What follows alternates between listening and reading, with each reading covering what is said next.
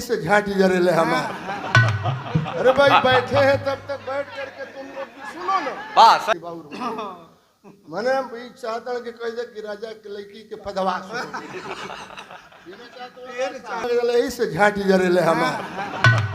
अरे भाई बैठे हैं तब तक बैठ करके तुम लोग भी सुनो ना। समदार रहल जहिया कार्यकर्ता मुर्गा दारू शराब मछली बकरा पावे या जय जयकार करे। कैसे दाम है दारू है नेता बड़ा जुझारू है। कार्यकर्ता नारा लगाओ सब कि दाम है दारू है नेता बड़ा जुझारू है। जहिया दारू शराब ना मिले तहिया उल्टा नारा लगा। कैसे पैसा रुपया दारू मिले कहां से कि दाम है दारू है नेता बड़ा जुझारू है। जहिया कुल ना मिले तनारा उल्टा लगा दो सकी न दाम है न दारू है नेता झाटू खारू है। पूरा केहू कहने लगे आजकल के चुनाव हो गई बा बहुत महंगा। सही है सही है। एमे कौन दिक्कत बा हम काटा तनी कि अखबारी में धरा तनी कि कुछ बोला तनी। बोलो भैया गलती कहते हैं गलत कर रहा हूँ तो बोलो भैया झाल तू पंडित जी राय साहब शर्मा जी यानी कुछ हमरो लायक छोड़ा जब भैया। हवा खुल गई अब तब भगदड़ मचल। अब सब लोग ना केने ओने करे लगल। राजा महाराजा जुटे रहलन। राजा बड़ा शर्मिंदा भइलन। नौनिया बगल में बैठे रहल। सोचलस कि राजा ये बहुत बेइज्जती हो जाई। नौनिया पट खड़ा हो गई। देखा कैसे राजा के लड़की की इज्जत बचावत थे। पट खड़ा हो गए लागल पेट सुगरावे। कई दिन से बियाह जाए में जाए के परता कथा कहवाव मंडा का कराव हऊ कराव गजर मजर खाए के मिलता। पेट हमार खराब हो गई। मैंने बता दियलस कि राजा के लड़की के ना हमार हवा खुलल जैसे कि लड़किया की ले गए नौनिया बैठे रहे। ये बता दिलस कि हमार हवा खुलल बा। आदमी जान गए कि नौनिया के हवा खुलल बा। राजा के लड़की के नहीं। राजा हीरा के हार पहिरले रहलन प्रधान जी ले जाके नौनिया के गला में पहिरा दिया कि हमरे बेटी के इज्जत बचा दिया। देखा ये बताऊनी कि चोरी हत्या पाप ये छिपौले छिप ना सकेला। राजा के बेटी रहल पर्दे के अंदर कला रे हई देखा इतना देखा था नहीं कि सतिहे में नौनिया हार सोने हीरा के लेके चल जाले। हीरा के हार लेके सतिहे में चल जाई। पर्दा की बारह भाई ले के लड़की कला सारे पदली हम हार लेके जाई नौनी है भाई बड़ी हम मजा मरी हई। तई छिपौले छिप ना सकेला। देव व्रत के जानकारी हो गई। हमर बाबू मैं प्रजापति कहाँ गायब। अरे तोहार गवैया कहाँ गायब। अब आवाज हम वो बंद करके चल जाए अपनी गाड़ी में। अच्छा जब हम शुरू कैली वो चल गई ना इहो चल गई। लगा था कि हम सबके बसाता नहीं ना लेकिन ये बैठिए अंशिका ईमानदार गायिका लयबाज गायिका मैं चैलेंज करता हूँ। इतनी बड़ी लयबाज गायिका हमने अपनी जिंदगी में नहीं देखा। बैठ करके बिरहा सुन रही है तो हम लोग के पैरी आवता तो हम बैठ के सुना तनी। आज जब हम गाइला तो एने ओने भागे लग जाला यही से झांटी जरेले हमार। अरे भाई बैठे हैं तब तक बैठ करके तुम लोग भी सुनो ना। सही है सही है। एमे कौन दिक्कत बा हम काटा तनी कि अखबारी में धरा तनी कि कुछ बोला तनी। बोलो भैया गलती कहते हैं गलत कर रहा हूँ तो बोलो भैया झाल वाली। तब तो हम लोग आवाज पुरान सबसे पुरान बनी। अच्छा अभी जितना तोहर उम्र होई वो समय जब तो हम लोग के जन्म ना हुई तब से हम बिरहा गावत 45 बरिस हो गए। तो कदम अदब करना भी तो सीखो भैया। हम क्या ले रहे हैं हम कुछ मांगतो नहीं नहीं अब ले लिया कि ये गलत बात। बेचन भाई ये गीत के गाँव में छोड़ाए के राजा जब सुतला है सपना में का देखतड़न। अरे रतिया में देखे ले खुआ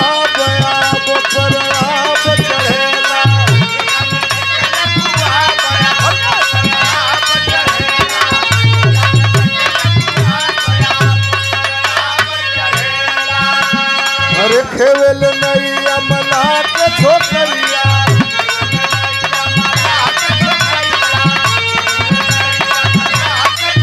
अरे वो करत भाई चाहे भारिया कवरिया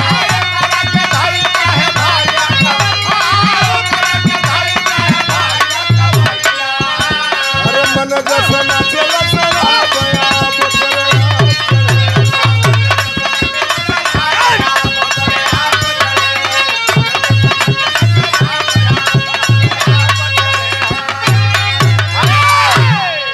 सपना में अटे के पट लौकेला ए सपना से केहू वंचित ना होई ना सपना में आदमी सुतला त लौकेला कि कोनो बढ़िया ई सबके जिंदगी में भइल होई एक केहू कह ना सकेला हाँ सपना में आदमी सुतला कि कोनो मेहरारू के धैले बानी वाह अखबारी में पकड़ ले वाली तौने आयन मौकावे पर हाँ तो राजा का धोती बिगड़ गई राजा अब सपना में देखा था कि ओके नैया पर हम पटक देले बनी ओकर कपड़ा खोल देले बनी ओकरा के अखबारी में धो लेले बनी तौले आयन मौके पर राजा का विकेट गिर गई अगला भलक भलक करे ये सबके जिंदगी में होला बुझला कि ओ भइला भइल तौले रोने कौन आउट हो गई और ये बेचन भैया के नाम पे कल्लू राजभर बजरंगी राजभर जी के पूर्व प्रधान आपके सुपुत्र हैं 200 रुपए का पुरस्कार राजा के नींद टूट गई बाप हो बाप दादा हो दादा जान गई हो दादा बगल में उनकर लड़का देवव्रत सुतर रहलन देखे देवव्रत जब पिता के हलतिया कैली पगलाया जब बाबूजी के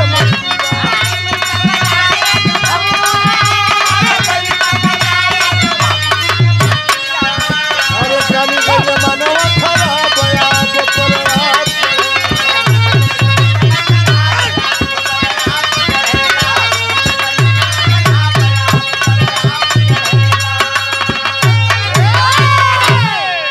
आही दादा बाप रे बाप जान गई हो दादा चिल्ला तण राजा तो मलाक लड़की के सूरत धसल बा उनकी नजर में बगल में उनका लड़का देवव्रत सुतर कहलन कई दिन से बाबू ने बढ़िया से बोला तड़न न बतियावत तड़न न खा तड़न न सूता तड़न तब बुझाता कि इनके लफलाइटिस के बीमारी धैले बे ये दुनिया में चोरी हत्या पाप और हमारे प्रधान जी जगदीश सिंह कुशवाहा आपके तरफ से ये पुनः 200 रुपए का पुरस्कार बहुत बहुत प्रणाम आपको करते हैं चोरी हत्या पाप को वो छिपौले छिप ना सकेला लाख छिपाएंगे छिप नहीं सकता वर्तमान में क्या हो रहा है मैं ये पॉलिटिकल मंच नहीं है मैं विषयांतर नहीं होना चाहता कहने के लिए बहुत बहुत दर्द है लेकिन मैं नहीं कह सकता चोरी हत्या पाप छिपौले छिप न सकेला एगो राजा के लड़की के बियाह होत रहल अच्छा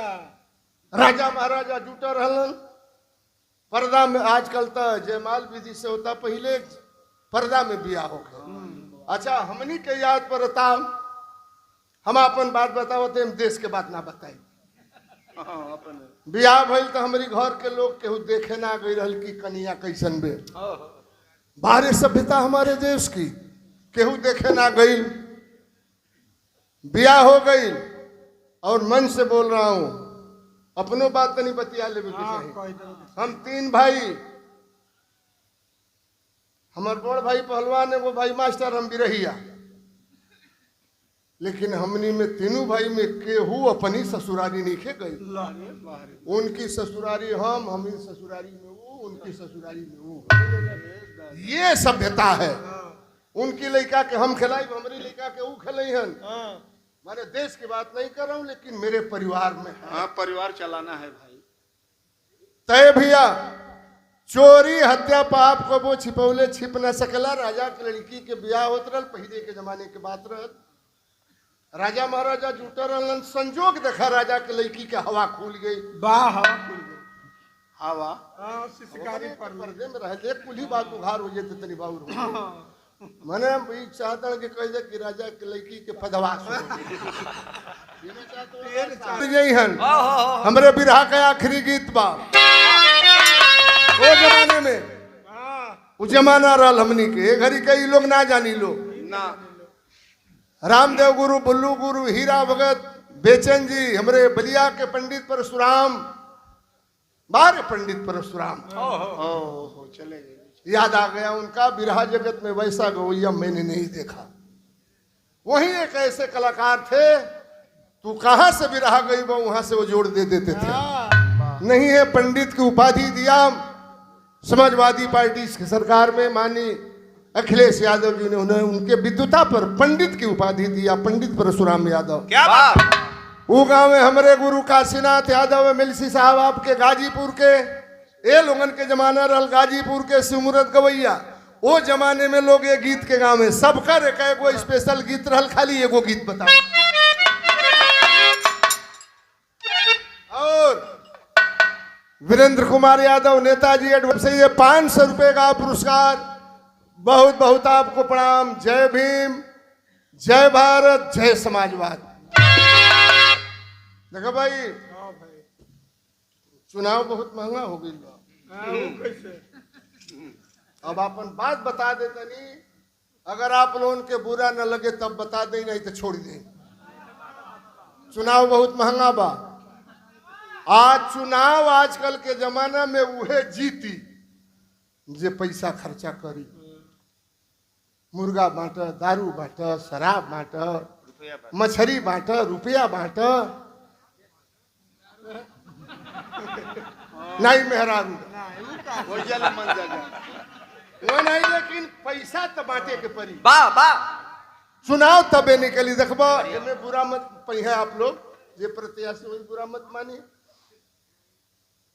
हमारे बलिया के बगलिया में वो प्रचार में हमने के गई रहनी जा, कना गावत रहनी जा। प्रत्याशी दमदार रहल। अच्छा अच्छा। जहिया कार्यकर्ता मुर्गा, दारू, शराब, मछली, बकरा पावे, हाँ या जय जयकार करे। कैसे? दाम है, दारू है, नेता बड़ा जुझारू है। वाह। कार्यकर्ता नारा लगावा सब कि दाम है, दारू है, नेता बड़ा जुझारू है। जहिया दारू शराब ना मिले तहिया उल्टा नारा लगा। वो कैसे? पैसा रुपया दारू मिले कहाँ से कि दाम है, दारू है, नेता बड़ा जुझारू है। जहिया ही कुल ना मिले तो नारा उल्टा लगा था सकी, न दाम है, न दारू है, नेता झाटू खारू है।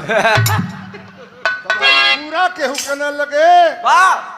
आजकल के चुनाव हो गई बा बहुत महंगा। वाह वाह। एक बात मैंने था, हमारे दिल में था, हमने कह दिया। वाह वाह। तो जमाने में हम बिरहा के आखिरी गीत वालों गाँव में अरे सुना हो न बेली तोहरी झूलावा में भेली तनी मन हमके दिल जाना पूरनिया तनी मन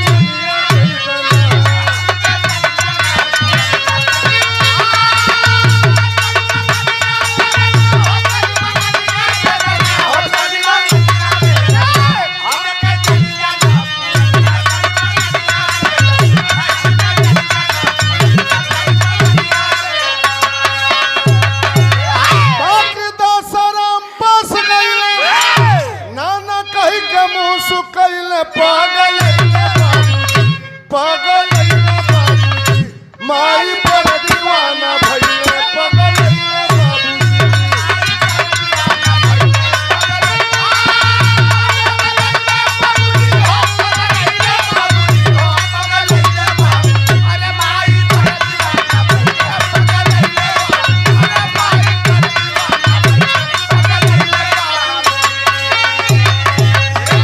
राजभर बजरंगी राजभर जी पूर्व प्रधान के सुपुत्र हैं, कई बार इनाम दिलन, 200 रुपया फेर दिलन। भैया के बहुत बहुत धन्यवाद। अरे और ये माला और 500 रुपए का पुरस्कार बहुत सुंदर गायिका अंशिका कुशवाहा जी के कवि जी, आप परम सम्मानित राजेंद्र कवि जी की तरफ से बहुत बहुत आपको प्रणाम। अंशिका को बहुत बहुत धन्यवाद। आगे बढ़े और दुनिया में नाम रोशन करें। ए भैया दासाराम मला की लगे गईला उनकर लड़का देवव्रत संतनु राजा के गोड़ लगल, कहला नाना गोड़ लागत नहीं। कहला भैया हमके नाना काहे कहला है? कहला नाना ऐसे कहनी कि कर अपनी लड़की के बियाह हमारी बाप की संगे, हम वादा करतनी। Geetanjali sound service, Geetanjali Geetanjali sound service आपके तरफ से 100 रुपए का पुरस्कार, बहुत बहुत प्रणाम। कर अपने लड़की के बियाह हमारी बाप की संगे हम वादा करतनी कि माई बेटा जो जन्माई वह राजा बनी है भाई। हर सैया आके बुढ़ऊ शादी कइले, हर सैया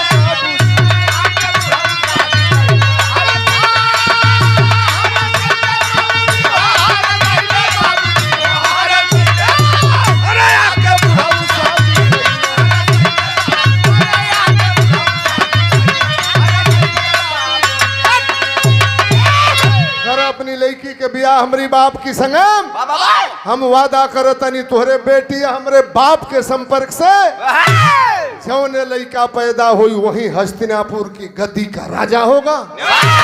इतना बड़ा त्याग एक बेटे का अपने परिवार के लिए। कहल कि संभव तबे बाप कई प्रतिज्ञा रहब जिंदगी भर कुंवार। अगर नाम भीष्म तब धरैले, अगर बाबू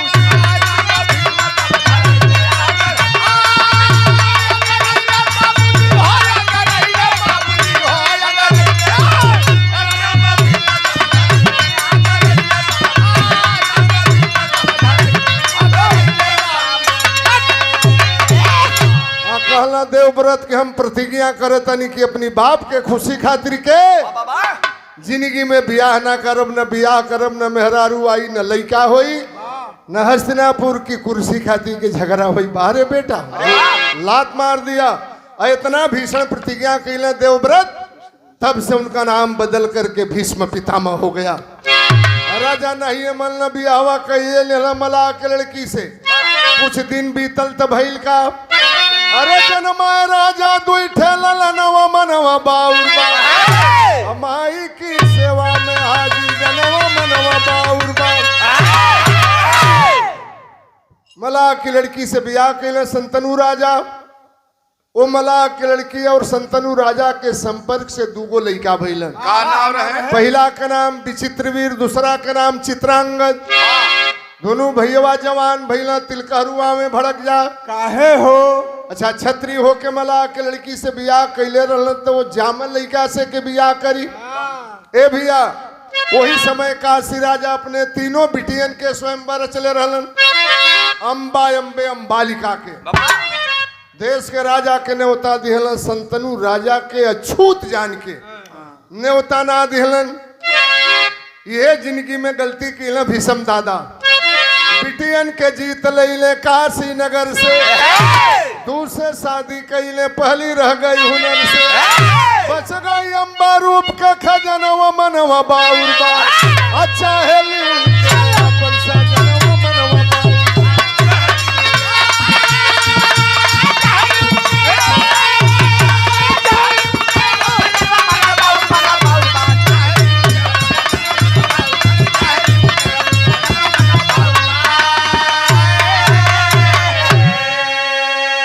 भीष्म दादा पहुंचलन काशी राजा के स्वयंवर में। आ तीनों बहनियन के रथ पर बैठा के लेके आ गई हस्तिनापुर में।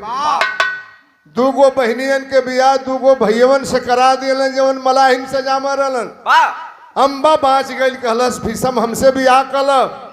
भीष्म दादा ने तो प्रतिज्ञा किया था कि अपने बाप के खुशी खाती की जिंदगी में बियाह ना करब, कलश शादी ना करब। कलश अरे मऊग दास गईला हमनी के स्वयंवर में तीनों बहनियन के हरण करके लेके आ गई। दूगो बहनियन के तब उद्धार करा दिला। अब हम कहा जाई? एक बात कहा भीष्म दादा ने, अरे बोलो भीष्म रवि शशि बदल जाए, चाहे बदल जाए माई गंगा जी के धार। अरे पर नहीं बदली हमारे परनिया। अरे वतन लंबा बाजार हो गया। अरे शादी का प्रस्ताव अम्बा वाला झुका वाला। चली भाई अम्बा तब होई कलचा। परशुराम के कगरिया अरे चलो और गुरु थाने गुदबरिया अरे करत समार में बितल सारा दिन आखिर परशुराम गए चलवे से खाना बिया ना करब रोवत अम्बा पहुंचल। भीष्म दादा के गुरु का नाम रहल पंडित परशुराम फरसा वाला। रोवे लागल अपने चेला के समझा दम हरन के लेके आयल मरन अब हम कहा जाई दुनिया में हमके के पूछी। हालांकि अम्बा के साल व नरेश से प्यार चलत रहल अब तो वह हमें ठुकरा देगा मैं कहा जाऊं। फरसा उठवलन परशुराम बोलवलन भीष्म दादा को क्यों नारी का अपमान कर रहे हो। कहा भीष्म दादा ने पूरब का सूरज पश्चिम में उदय हो सकता है माता गंगा की धारा बदल सकती है। प्रतिज्ञा कैले बनी बिया ना करब त ना करब। चेला और गुरु में लड़ाई भइल। परशुराम अपने चेला भीष्म दादा से हार गेलन। बगल में अम्बा खड़ा रहल आंख में आंसू बकल जाओ भीष्म श्राप देती हूं अरे औरत जात से तुम्हें इतनी नफरत है आज मैं तड़प रही हूं। सुन लो भीष्म लड़ाई के मैदान में तुम्हारे मौत का कारण औरत बनेगी। अम्बा श्राप दे देती है भैल का अरे बिहली अम्बा श्राप औरत सम्मुख होई बया तोहरो झुक जाई गर्दनिया समझ के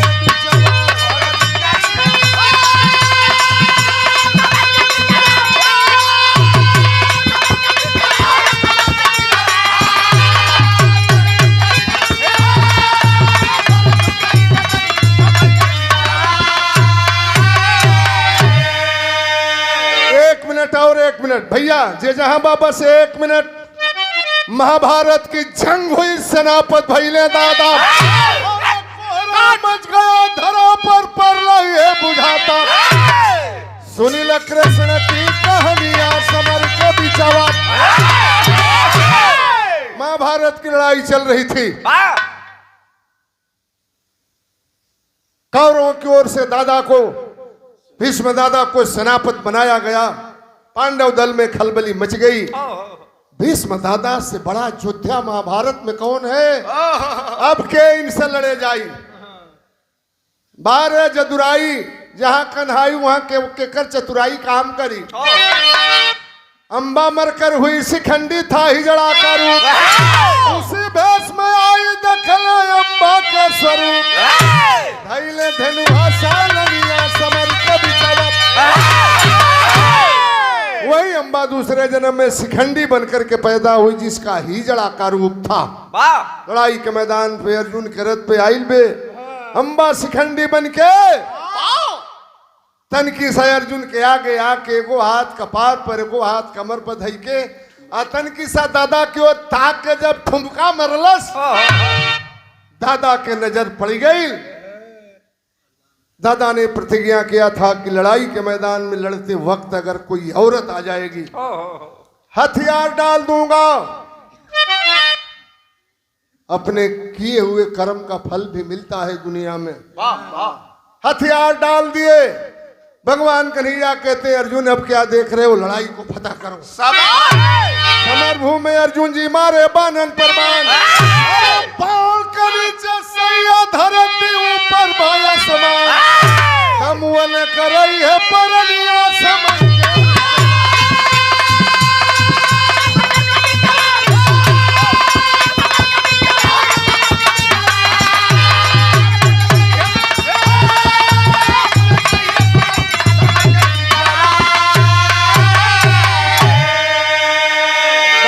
सरसैया पर पड़े थे दादा। सारे लोग मिलने के लिए जा रहे हैं। अर्जुन पहुंचे रो रहे हैं मैंने गलत किया दादा माफ करना। कहा दादा ने अर्जुन ये धर्म और अधर्म की लड़ाई है। मैं हस्तिनापुर को सुरक्षित रहकर के ही दम लूंगा। ये राय का आदर्श बेटे की बिरहा कुसुम पर आग देव राम पसारे जद्दू के पैगाम लवरिया जा किनारे पर लगी